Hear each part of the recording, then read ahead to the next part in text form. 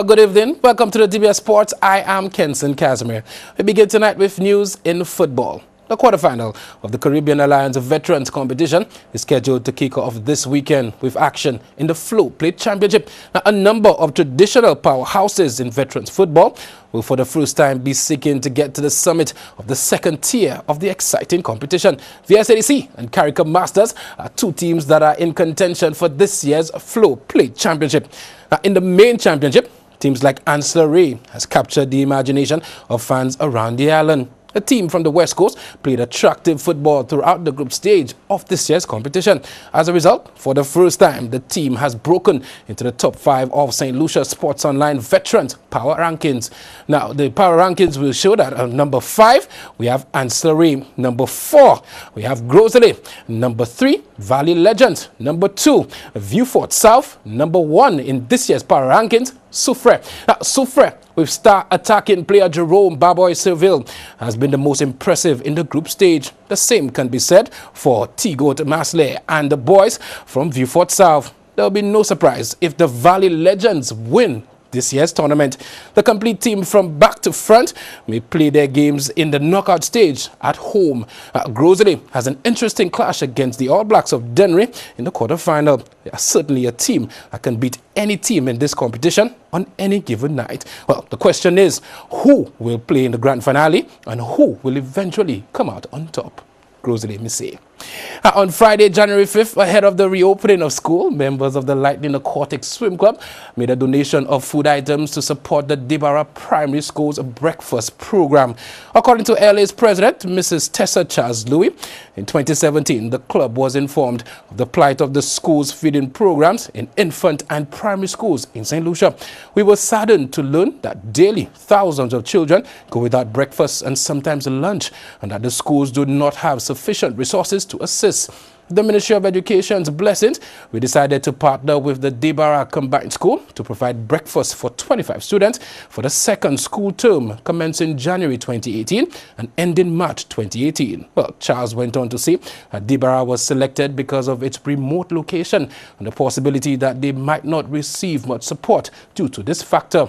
The principal, Mr. Ezra Joseph, who received the items on the school's behalf, was most delighted and took the opportunity to express his sincere thanks to the Lightning Aquatics Club for selecting his school. Mr. Joseph also said that one of the worst nightmares for a teacher is to teach students who have come to school on empty stomachs. And as such, he said this donation will certainly go a long way to remedy this problem. Well, as you can see, whilst the club is focused on enhancing the abilities of its swimmers, providing opportunities to compete locally and regionally, this club is also committed to providing numerous opportunities which will ingrain in its members the importance of lending a helping hand to those most in need. Well, for more information about joining and supporting LA Swim Club, you can contact them at Lightning Aquatic Swim Club on Facebook. Well done, Lightning. Now, District 2, comprising of primary and secondary schools in the north of Castries, are all set to stage their annual fun walk on Thursday, January 11, 2018. The activity will be held under the theme, Building Healthy Bodies to Sustain Energetic Minds. Approximately 1,000 students are anticipated to participate in this year's activity, who will be expected to be accompanied by teachers, principals, parents, and health personnel. The activity is scheduled to commence from 10 a.m. tomorrow. West Indies under-19s are looking to use their 2016 success as motivation this time around. In a Sportsmax interview, Vice Captain Kalicharan explained that he is ready to pass on what he learned from his previous World Cup experience. I was the youngest one in the under-19 squad, so chatting to the older guys, I learned a lot, said Kalicharan. I also learned a lot from meeting new people from around the world and seeing how they played, not only on TV, but live, and getting to talk to them and learn from them. One main thing I learned was to stay humble. Now, I tried to share my experience. It helped me a lot, so I can help those next to me. West Indies, they take on host team New Zealand in their first matchup in this year's tournament on Friday from 7:45 p.m. Well, we take a break, but when we get back, we'll look at some of the nominees in this year's St. Lucia Sports Awards.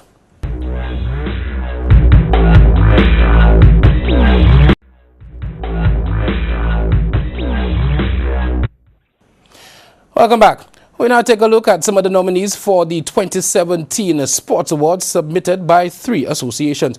The St. Lucia Cycling Association, there's a junior sportsman, Clive Wicks Mitchell, a sportsman, Andrew Norbert. The St. Lucia Football Association, they submitted the junior sportswoman as Chrisanne St. Louis, the junior sportsman, Sebastian Rebo. The sportswoman, Elisha Markey, and the sportsman is Vino Baslett. The coach, Dumont Chris Monrose, big up Bingy. The St. Lucia Volleyball Association, they sent in as the junior sportswoman, as Yoshibel Emmanuel, the junior sportsman, Levi Leons, the sportswoman, Lisa Casimir, and the sportsman, Joseph Clescent. I will look at some of the other nominees later.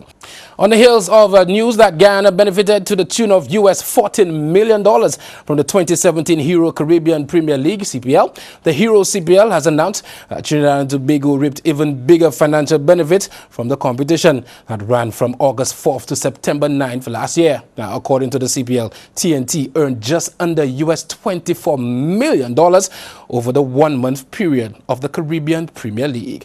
Wow. The Hero CPL spent US $4.4 million in Trinidad and Tobago during the 2017 event, a 171% increase from what was spent by the tournament in 2014, and an increase of 71% from the figure that Hero CPL spent in the country in 2016. Well, this figure has been arrived at by using organizer spending, visitor spending, and media value, and was calculated for the CPL by world-renowned researchers SMG Insight. Trinidad and Tobago has always been a huge part of Hero CPL and staging the finals week in the country this year, so a massive increase in this spending compared to 2016, so said Pete Russell as the Hero CPL's Chief Operations Officer. We are very proud to be making such a positive impact on the Trinidad and Tobago economy, and we are very grateful for the support we have gotten from the government and local population. Well, in addition to that economic impact figure, the Hero CPL directly involved 830 local personnel in Trinidad and Tobago. They filled 9,323 hotel rooms during the 2017 event and showed matches staged in the country to a cumulative TV audience of 37.6 million people. Power of sports. Well, meanwhile, out of favor Windies batsman Darren Bravo will not represent Trinidad and Tobago in the upcoming Regional Super 50 tournament, despite claims he made himself eligible for selection. The 28-year-old has, however, put the situation down to a lack of understanding. The batsman, who was out of competitive cricket for an extended period following a protracted dispute with Cricket West Indies, claims he had indicated his availability for the competition to coach Kelvin Williams in late December. The information was, however, not passed on to the chairman of selectors, and the player was, as a result, not considered. The chairman of selectors insisted he was only aware of the player's availability after the team was finalized, and as such, no adjustment could be made. Well, finally, Manchester City defeated Bristol City in the first leg of the Caribou Cup semi-final.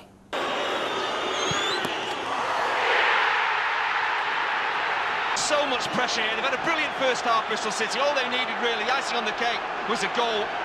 Arsenal took on Chelsea in the other semi-final. We shall provide you with the results in tomorrow night's Sportscast. Well, that's sports. The DBS News continues after the break.